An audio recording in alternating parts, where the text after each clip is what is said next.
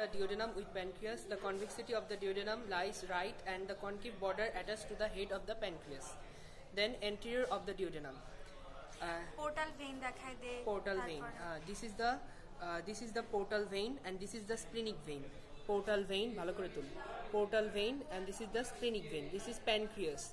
This is duodenum. Interior of the duodenum. Superior mesenteric vein. Superior mesenteric vein.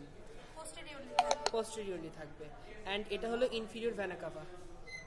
Inferior vena cava.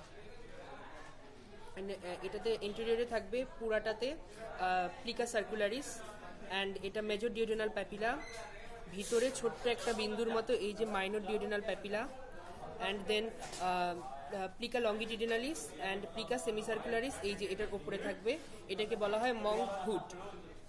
Then that's all.